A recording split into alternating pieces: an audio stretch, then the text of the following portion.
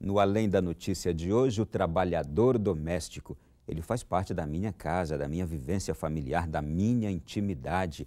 Ele está ali comigo, ou melhor, ele está com a minha família muito mais do que eu, ao longo de todo o dia, de uma semana, de um mês, de anos até, porque passo o dia inteiro trabalhando. É ele quem cuida daquilo que é mais precioso na minha vida. E quem é ele para mim, o trabalhador doméstico? Vamos continuar conversando sobre esse assunto. Doutor Barros, há mais casos... Eu não sou doutor. É o hábito também. Há mais casos não, que mas possam... eu sou simplesmente um sindicalista. Depois, olha, se apresentou com o doutor, aí eu vou ser preso. Seu Barros, eu tenho certeza que o senhor conhece muitos outros casos que chegam a sensibilizar a gente, não é? Lógico, eu tenho, como é que se diz, muito, afinal de contas, são 16 anos à frente, como é que se diz, do sindicato, e tem coisas, olha, do arco da velha que me corta, como é que se diz, o coração. Deus o livre. Bom, conte mais um desses para a gente, porque eu entendo que é a hora de a gente sensibilizar agora os corações de empregadores, mas das autoridades, porque está sendo proposta agora uma grande mudança que vai tornar o trabalhador doméstico perante a lei tão valoroso quanto qualquer outro trabalhador.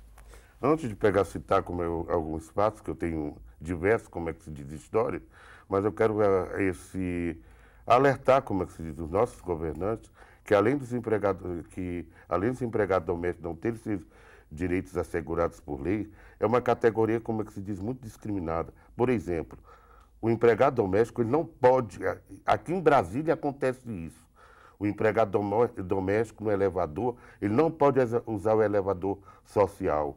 Ele tem que usar o elevador, como é que se diz, de serviço.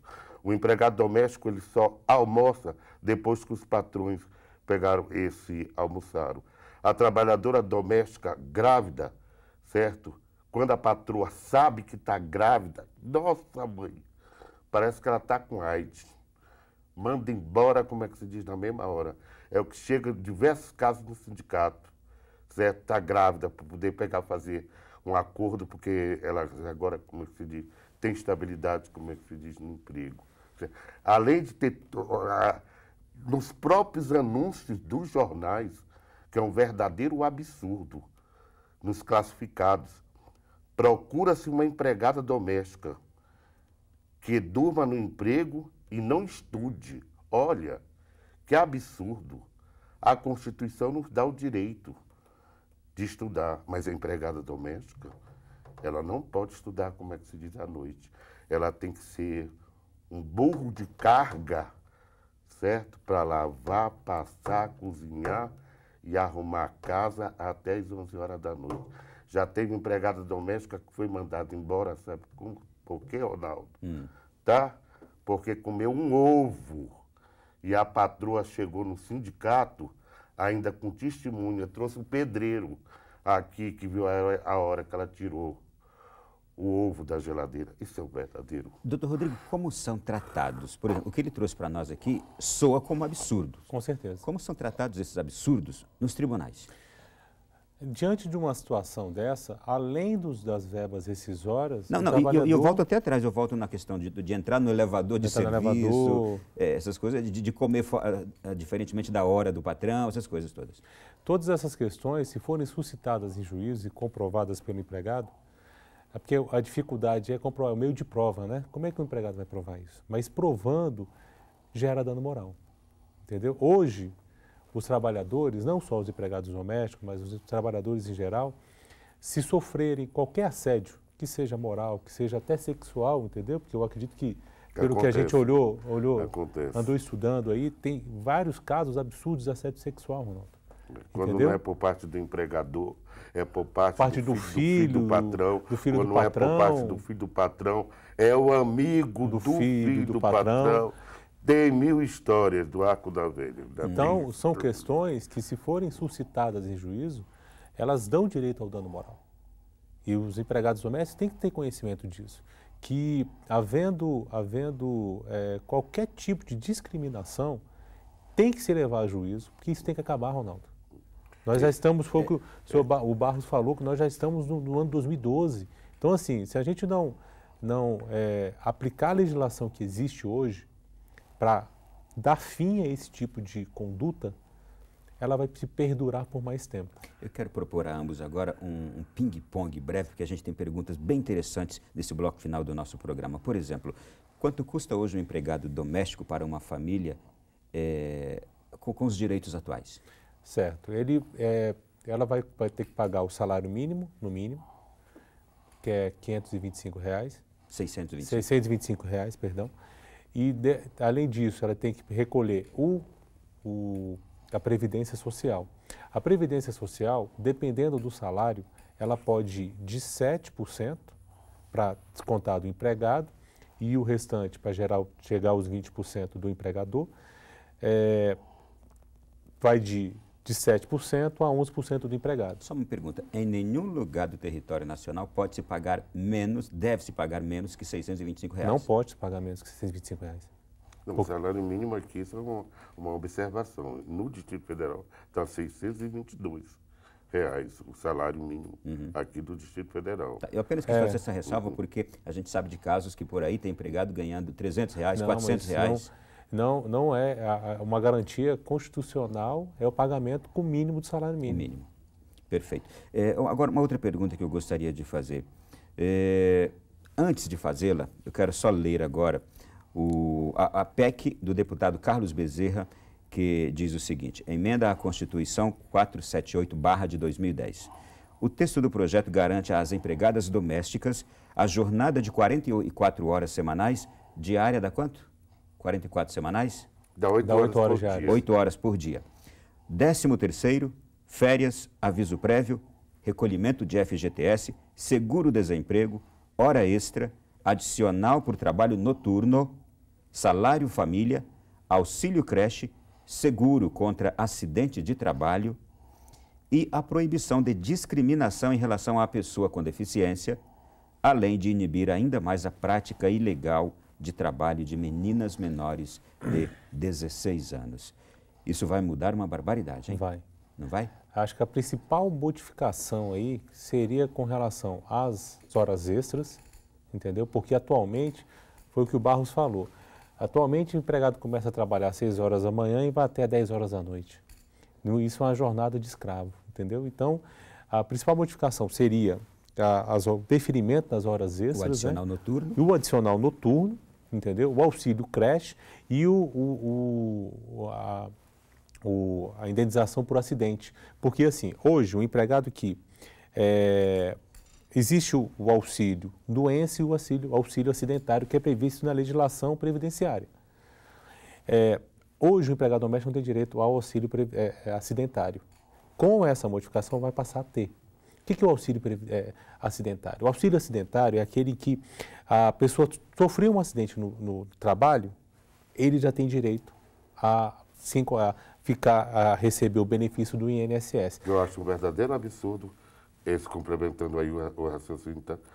Empregado doméstico, o que acontece mais é acidente, como é que se diz no E ele trabalho. não tem direito. Ele não tem direito. Ele não tem direito. E a É um diferença... verdadeiro, como é que se diz, absurdo. Não tem lógica um negócio dele. Muitas delas quebram a perna, muitas delas que não dão um investimento, não dão nada, porque elas trabalham, se cortam e tudo. Você liga para o sindicato, a patroa, eu já fiz uma grande coisa. Levar ela para o hospital. É mole. E aí, então, eu acho que como se fosse um equipamento que quebrou e levou para o conserto. Então, eu acho que já está passando da hora de serem estendidos aos empregados domésticos todos os direitos das outras categorias. Nos Estados Unidos, empregado doméstico, empregada doméstica é valorizada. Brasileiro e brasileira que chegam nos Estados Unidos com curso superior e pós-graduação vão trabalhar, sabe aonde? Na cozinha, em casa de família, porque lá o empregado doméstico é valorizado. E o que acontece, complementando o que o Barros falou, é assim, não é que ele não tem direito, tá, o Barros, de repente ser encostado pelo INSS no caso de um afastamento por mais de 15 dias. O que a diferença é que é o período que a pessoa tem direito à indenização. Porque o auxílio acidente, ela recolheu um mês, já tem direito, não tem carência. Entendeu, Ronaldo?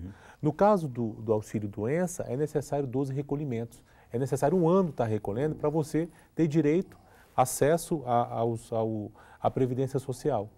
Essa é a grande diferença. Porque, da mesma forma, com relação ao auxílio maternidade. Porque o auxílio maternidade, basta 1 recolhimento. Tendo 1 recolhimento, a pessoa ela já tem direito à licença maternidade. A licença maternidade. Não tem carência. Não tem carência. Com meio de contribuição já tem direito. Já tem direito. Então, a grande evolução aí, que eu acho na PEC, seria a extensão principalmente desses direitos. Bem como o Auxílio Família, que é pouco, uma faixa de R$30, mas R$30, R$40, dependendo do caso, mas já é um complemento à renda da empregada doméstica. E havendo essa aprovação dessa PEC, a gente pugna para que isso saia do papel, saia de uma hipotética garantia e seja estabelecida, inserida no ordenamento jurídico, para que se estenda todos os direitos aos trabalhadores e aos empregados domésticos. Eu tenho aqui ainda 4 perguntinhas últimas. Primeiro, jornada de trabalho e folga do trabalhador doméstico, agora a gente fazendo um apanhado geral. Como é que funciona hoje? Hoje, ele tem jornada de trabalho, não tem legislação que fale sobre isso. Não está definido. Então, ele pode trabalhar o dia inteiro, foi o que nós citamos, pode trabalhar 12 horas por dia. E as folgas, ele tem garantido aos domingos, preferencialmente, bem como aos feriados.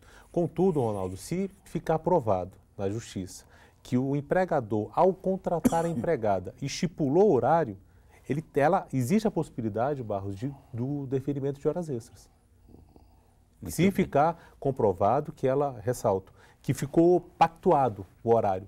Exemplo, ela começaria 8 horas e até meio-dia, se isso ficar comprovado, ela vai ter direito às horas extras. Empregados domésticos no feriado, como é que está funcionando hoje? Não trabalha mais.